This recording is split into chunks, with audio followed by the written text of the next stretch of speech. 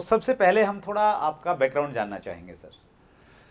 Sir background अगर मैं बात करूं तो मेरा जन्म एक्चुअली एक बहुत गरीब परिवार में हुआ था। मैं आपको बताऊं तो एक फ़ोटो है जो मैंने आपके पास भेजा है, आप उसको देख सकते हैं। उस फोटो में आप देखेंगे कि एक कच्चा सा घर इनफैक्ट, और उस घर की भी बताऊं तो मैं जिस कमरे में रहता था उसमें हम 4 लोग रहा करते थे और उसका साइज़ करीब 10 बाई 10 का था। और मुझे ध्यान है कि जब बरसात होती थी छत पर से ना एक छेद था, उसमें पानी आता था, हम लोग भगोना रख के पानी उसके अंदर भरते थे सो दैट बाकी लोगों को डिस्टर्बेंस ना हो। और पता नहीं आप जानते नहीं जानते, आजकल फिर से शुरू हो गया, क्योंकि पहले तो बीच में पॉलीथीन का समय आ गया था।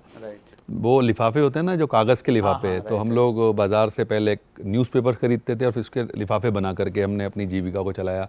बचपन में अगर मैं बात करूं तो मैंने कॉमिक्स और लाइब्रेरी की खोल करके उसको चलाया और उससे मैंने अपनी पढ़ाई को कंटिन्यू किया। इससे अच्छा क्या रहा मैं आपको बताऊं, मुझे फ़ायदा क्या मिला कि मेरे अंदर एक एंटरप्रेन्योरशिप बचपन से जाग गई। मुझे समझ में आ गया कि मुझे कुछ ना कुछ अपने बूते पर करना है। और बड़ों का आशीर्वाद ऑब्वियसली बात है, मैं हमेशा मानता हूँ वो सबके लिए बहुत इंपॉर्टेंट है, वो मेरे साथ रहा हमेशा। और परिणाम स्वरूप 1988 में मेरा पहला जॉब लगा। अच्छा सर। मैं अपनी पढ़ाई करता रहा, पढ़ाई करने का सोर्स मैंने आपको बताया क्या रहा। और मैंने पढ़ाई करने के इनफैक्ट 1988 में मेरा इधर ग्रेजुएशन कंप्लीट हुआ और ऊपर वाले के आशीर्वाद से मुझे जॉब मिला CRPF में। 1988 में मैंने ज्वाइन किया। ज्वाइन करने के बाद मैंने 2.5-3 साल तक काम तो किया, लेकिन वत्सा पता नहीं क्यों, या तो ऊपर वाला कुछ मेरे लिए चाह रहा था या मेरे अंदर से कोई भावना उत्पन्न सी नहीं हो रही थी। तो 1991 में मैंने उस जॉब को छोड़ दिया। CRPF को मैंने क्विट किया। Then I came back home, घर आकर के। और मैं आपको बताऊं, मेरे फादर साहब वो आज इनफैक्ट इस दुनिया में नहीं है, लेकिन मैं उनका हमेशा इस बात के लिए शुक्रिया अदा करता हूं। उन्होंने हमेशा मेरे डिसीजन को सपोर्ट किया। कभी भी उन्होंने कभी ऐसा नहीं, जनरली मैं जानता हूं पेरेंट्स बच्चों को सपोर्ट नहीं देते, लेकिन उनकी तरफ से मुझे बड़ा सपोर्ट मिला। और उन्होंने जब मैंने आकर के बताया, क्योंकि उन दिनों आप जानते हैं मोबाइल्स होते नहीं थे और ऐसा भी नहीं कि हमारे घर पे कोई इवन डॉट फ़ोन था, तो मैंने आकर के उन्हें बताया कि डैडी मैंने जॉब छोड़ दिया है। तो उन्होंने कहा अगर तूने छोड़ा है तो कुछ अच्छा ही करने के लिए छोड़ा होगा, वरना होता है कि पेरेंट्स या तो कहते कि या बेवकूफ़ी किया है, कुछ किया है। देन फाइनली हाँ, मैं घर पे आके पढ़ा। पढ़ने के बाद 92 में मेरे को Delhi police sub inspector special cell मिला। अच्छा। 93 में एक्चुअली अगर मैं बात करूँ 92 में वो जॉब मुझे मिला, पर वो भी मुझे पुलिस का जॉब और सब चीज़ें थी। इधर मेरी अचानक मदर को प्रॉब्लम हो गई, उन्हें हार्ट प्रॉब्लम शुरू हो गई। तो मैंने एक बात दिमाग में डाली कि माँ दूसरी नहीं आ सकती, जॉब दूसरा आ सकता है। तो मैंने उस जॉब को फिर ज्वाइन नहीं किया एक्चुअली। अच्छा, दिल्ली पुलिस को मैंने ज्वाइन नहीं किया, सब इंस्पेक्टर स्पेशल सेल। मेरे दोस्तों ने मुझे बहुत कन्विंस किया, लेकिन मैंने कहा नहीं यार, माँ की तबीयत के आगे मैं अभी नहीं ज्वाइन करूँगा। 93 में मेरा सिलेक्शन हो गया कस्टम सेंट्रल एक्साइज में।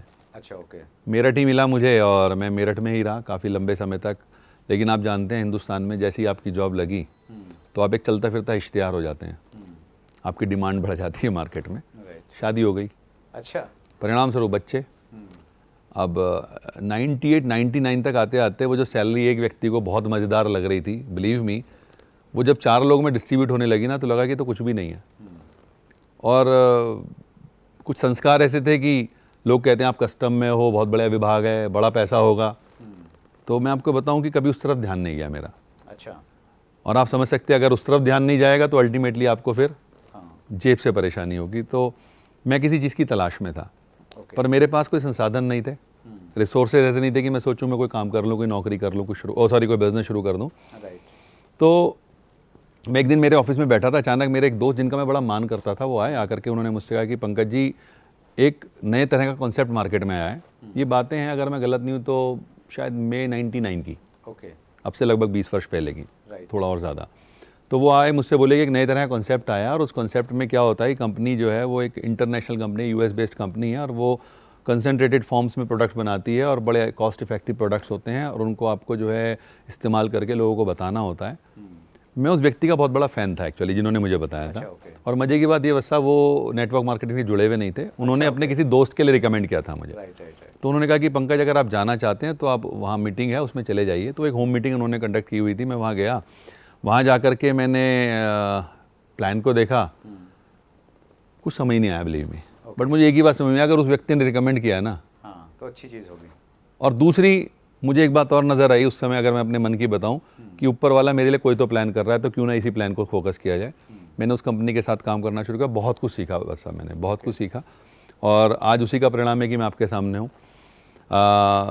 धीरे धीरे मैंने बिज़नेस को बिल्ड करना शुरू किया और फिर 2004 में मैं एक और कंपनी के साथ एसोसिएट हुआ। एक्चुअली 99 में मैं उस कंपनी के साथ जुड़ा था, वहाँ के बाद फिर मैंने 2002 तक उस कंपनी के साथ काम करने का 2002 में उसको छोड़ा और 2004 में मैं एक और इंटरनेशनल कंपनी के साथ शुरू हुआ और तब से लेकर अभी तक ये सिलसिला चालू है।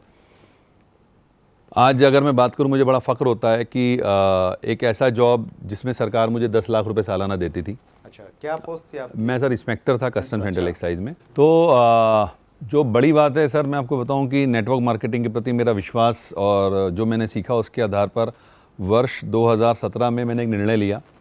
मुझसे बहुत सारे लोग समय समय पूछते रहते हैं, आज भी पूछते हैं। पहले उस समय तो लोगों को बड़ा अजीब सा अचंभा हुआ था कि एक इतनी बड़ी पोस्ट, इतनी अच्छी सैलरी, जहाँ मुझे 10 लाख रुपए करीब सालाना सैलरी मिला करती थी। मैंने उस जॉब को क्विट किया और आज मैं एक रिटायर्ड लाइफ जी रहा हूँ and this is all because of direct selling. Okay, तो एक ऐसा प्लेटफॉर्म है जहाँ पर आप अपने आप को बहुत ऊंचाइयों पर ले जा सकते हैं।